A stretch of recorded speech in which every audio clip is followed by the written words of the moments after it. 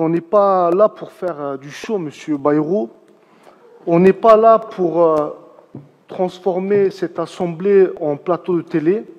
C'est pas notre objectif, c'est pas notre vocation. On n'a jamais, me semble-t-il, eu ce comportement ici-là. On est là pour parler de sujets sérieux, graves et qui concernent nos concitoyens. On est là pour porter une parole critique.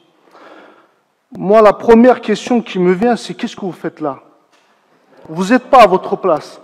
Vous n'êtes pas à votre place, M. Bayrou. Moi, je considère que le fait que vous soyez venu ici, c'est une faute politique. Je ne fais pas du show, c'est une faute politique.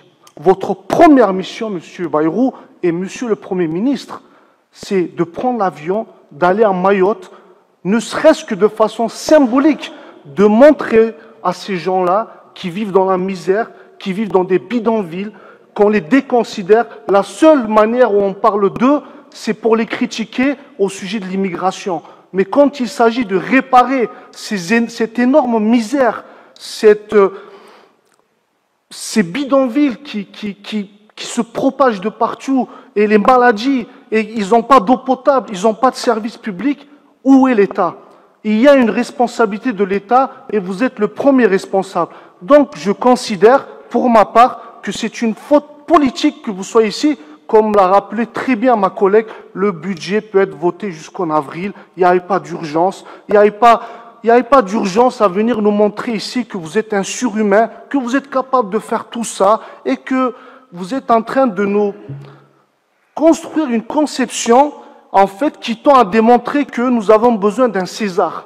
En fait, nous avons besoin d'un surhomme qui nous guide, qui nous éclaire.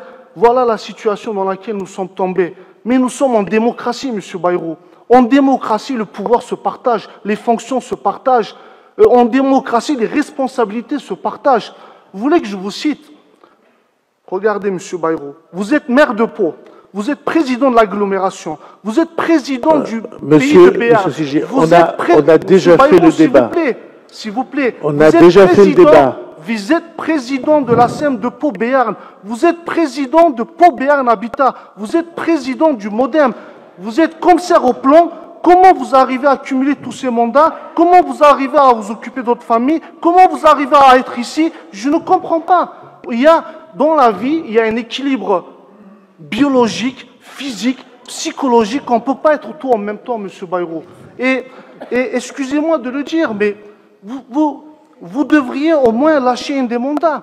Vous ne pouvez pas continuer de cette façon. C'est un très mauvais exemple en termes démocratiques. Je vous assure... Je n'ai pas fini, s'il vous plaît. Et je terminerai là. Moi, contrairement à mes collègues, j'ai du respect pour vous en tant que personne, en tant qu'homme, mais je ne vous féliciterai pas, M. Bayrou. Moi, je ne vous féliciterai pas. Je ne féliciterai pas quelqu'un qui n'a aucune légitimité démocratique pour être Premier ministre. Je ne vous féliciterai pas quelqu'un qui, avec le président de la République, se joue de la Constitution pour ne pas respecter le vote des élections législatives. C'est ça qui s'est passé. C'est bien ça, M. Bayrou. M. Barnier avait 47 députés. Vous en avez 36. Vous arriverez à être Premier ministre d'un pays. Comment se fait-il? Comment se fait-il? C'est une aberration démocratique. C'est même un danger pour la démocratie, cette façon de gouverner. Donc, en fait, ce qui me fait dire qu'en fait, j'ai cru lire quelque part que vous étiez visionnaire. Mais en fait, la seule vision que vous avez, c'est la vision de vous-même. Et la preuve aujourd'hui, le fait que vous soyez ici, c'est que vous vous préparez à ce que ça se passe mal à l'Assemblée nationale et que votre gouvernement tombe et que vous revenez prendre votre siège ici à Pau. Je ne sais pas si c'est une bonne conception de la politique, mais je ne le pense pas du tout, M. Bayrou. Merci beaucoup, M. Merci à vous. M. Bartolomeo. Je pense que le mouvement des Gilets jaunes a été probablement le mouvement le plus révélateur de l'état de la société et de l'état de la société démocratique. Je n'ai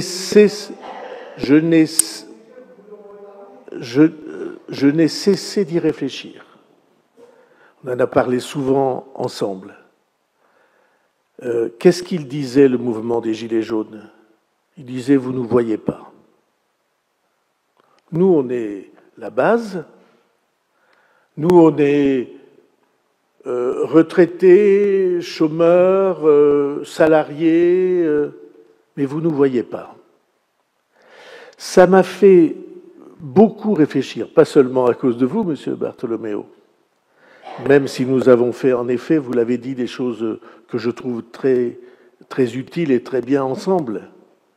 Et nous l'avons fait tous les deux, majorité, opposition, gilets jaunes, maires. Ce sentiment-là, ou cette certitude, vous ne nous voyez pas, vous les pouvoirs, vous ne nous voyez pas, vous ne nous voyez plus, vous êtes plus à hauteur d'homme, vous êtes dans vos quartiers et vos bureaux, et je reconnais que c'est très difficile de résister à ça, et qu'il faut en effet se prendre par la main. Pourquoi je n'ai pas voulu annuler le Conseil de ce soir? Pas parce qu'il y avait urgence budgétaire, mais parce que si je l'avais fait, nos concitoyens auraient dit, ben voilà, c'est évident. Et d'abord, vous auriez dit vous, mais c'est évident. Maintenant qu'il est là-haut, on compte plus pour lui. Alors je vous rassure, j'ai participé à une réunion sur Mayotte depuis les bureaux de la préfecture. Et je vous rassure aussi, le ministre de l'Intérieur était à Mayotte.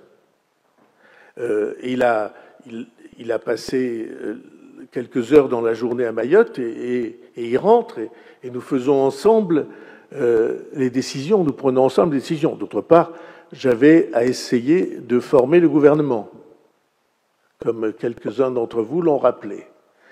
Et c'est pas si facile qu'on pourrait le croire. Bon, mais je vais essayer d'y arriver, notamment d'associer des sensibilités très larges à la formation du gouvernement. Moi, j'aimerais pour la France un Premier ministre qui se projette dans l'avenir, qui ne fait pas que se revendiquer du passé.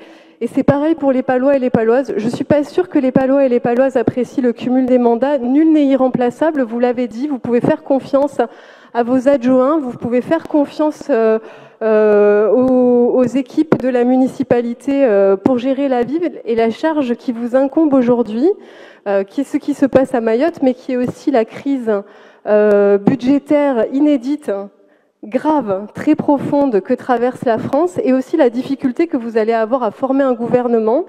Est-ce qu'il y avait urgence à être ici ce soir? Je ne le pense pas. On pouvait très bien reporter le conseil municipal. On aurait très bien pu le faire en janvier. Il n'y a pas urgence à voter un budget pour la ville de Pau quand la France elle-même n'a pas pu voter son budget. Sur ce point. Je m'égare pas. Je vous rends la parole. Vous êtes Premier ministre, monsieur le maire. Vous êtes Premier ministre. Je vous rends la parole. Mais simplement pour que nous soyons d'accord sur les faits. Oui. Les bidonvilles, ce ne sont pas nos concitoyens mahorais, c'est l'immigration clandestine qui est une tragédie. Et moi, je ne fais pas de différence entre les êtres humains lorsqu'ils sont atteints par une catastrophe. À Mayotte, c'est l'immigration clandestine par dizaines de milliers qui entraîne des vagues de rejet et qui sont des vagues de rejet à craindre, à telle enseigne que j'ai proposé autrefois une réflexion sur le droit du sol à Mayotte. Et ce sont des vagues de rejet d'autant plus lourdes et graves que ce sont les mêmes cultures, les Comoriens, les immigrés venus des Comores et les habitants de Mayotte, ce sont des cultures proches, ce sont c'est une religion proche, et même Et pourtant, il y a rejet parce qu'il y a un afflux de population incontrôlée. C'est une erreur factuelle, comme vous êtes en train de le faire maintenant, de présenter le drame de Mayotte, le drame humain, comme la conséquence d'une immigration qui serait incontrôlée. Le drame de Mayotte, c'est un cyclone. C'est un cyclone. Oui, mais le cyclone qui s'est abattu sur cette population, et ce n'est pas, les victimes ne sont pas, et d'ailleurs, même si c'était le cas, ça ne serait pas pour nous admissible, tolérable. Il n'y a pas, nous sommes d'accord, il n'y a pas de signe égal entre les victimes et l'immigration. C'est un ensemble. Alors cela étant, ce que je veux dire par là, je vais vous parler de manière très franche. Que l'on vous applaudisse, pourquoi pas. Mais ce soir, ces applaudissements, ils étaient de trop. Ils étaient de trop parce que il y a ce drame humain à Mayotte et l'on pouvait faire preuve d'une retenue dans la manifestation de l'approbation et de l'enthousiasme qui a été celle de nos collègues. Voilà ce que je veux vous dire. Vous vous souvenez qu'on a commencé par une minute de silence. Monsieur le maire. Ah ben vous me coupez le micro, à nouveau. Vous me coupez le micro. Vous vous souvenez qu'on a commencé par une minute de silence.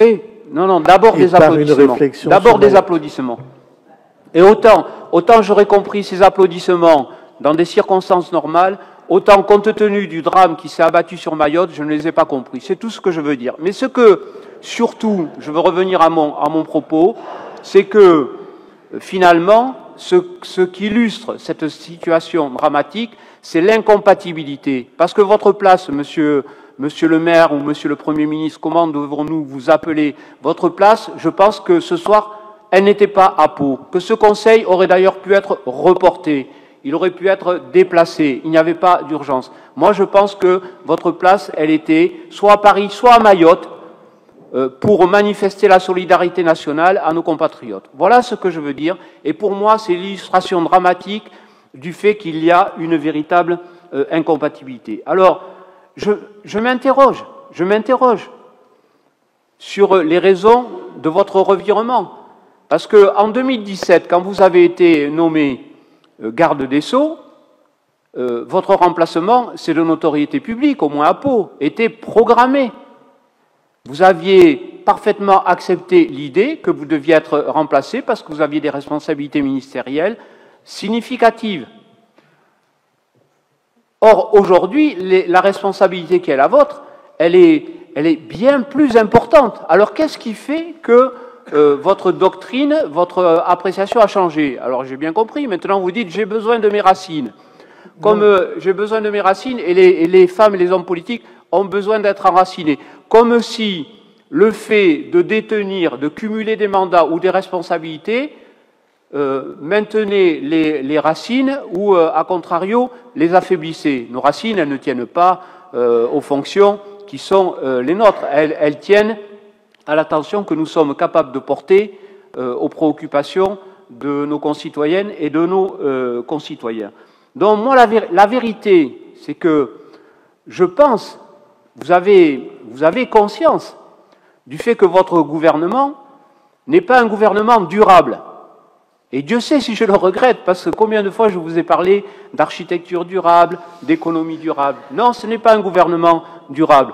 Donc vous voulez conserver votre base de repli à Pau, dans l'hypothèse probable où ce gouvernement n'irait pas plus loin que celui de votre prédécesseur. Et il n'y a pas beaucoup de raisons pour qu'il aille plus loin. Je vous ai écouté attentivement, comme nous tous, parce que les problèmes politiques qui ont mené à la nomination d'un 4e Premier ministre depuis le mois de janvier, c'est un record. C'est un record. Les problèmes politiques demeurent.